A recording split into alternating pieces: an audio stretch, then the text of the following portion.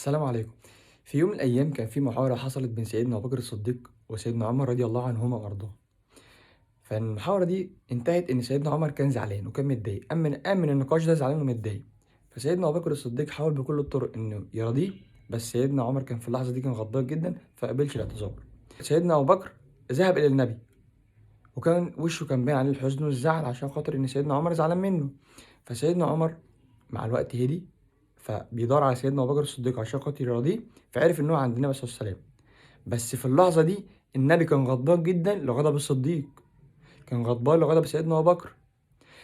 فسيدنا ابو بكر الصديق، شوف بقى انت هنا، يعني شوف قمه الوفاء. سيدنا ابو بكر عارف ان سيدنا محمد غضبان عشان خاطره، فخايف على زعل سيدنا عمر اللي هو اصلا مزعله من زعل سيدنا محمد.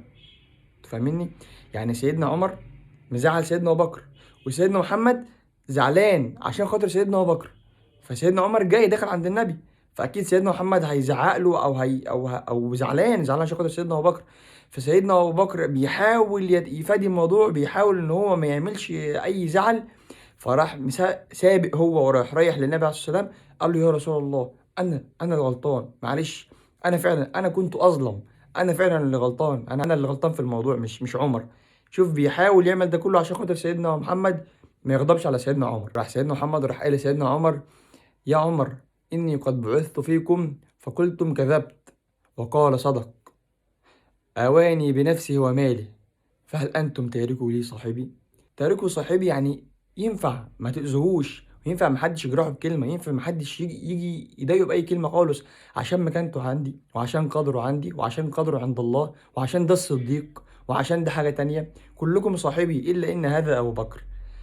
الصحابة كلهم أصحاب رسول الله، سيدنا عمر، سيدنا عثمان، سيدنا علي، إلا إن هذا أبو بكر، ده حاجة تانية. والجميل برضو في الموضوع إن حصل خلاف بين سيدنا عمر وسيدنا أبو بكر، لكن سيدنا أبو بكر في نفس اللحظة قام يرضيه، لان هو سيدنا ابو بكر صديق، في نفس اللحظه قام يرضيه. الا ان سيدنا عمر لما كان متضايق وكان غضبان، لانه كان سيدنا عمر كان معروف عنه ان هو كان غليظ شويه، كان في قوي شويه، فاتضايق في وقتها. الا انه بعدها بحاجات بسيطه جدا راح يعتذر لسيدنا ابو بكر. ودي حاجه جميله جدا في الصحوبيه، اصحاب رسول الله ما عداش وقت بسيط إلا لما لازم يعتذروا لبعض، لازم كل واحد فيهم يقول للتاني: حقك عليا، انا اللي غلطان.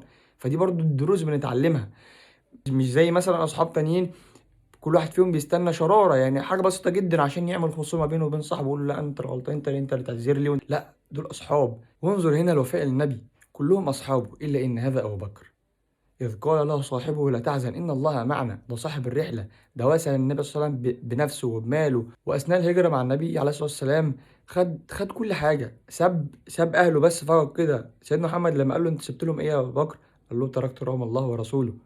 فيعني ده حاجة تانية، ده الصديق، ده سيدنا أبو بكر. في يوم من الأيام اوعى تنسى صاحبك اللي كان دايما هو سباق بالصلح ليك، ودايما كان يعفو عنك، ودايما كانش يفتكر لك أي حاجة وحشة.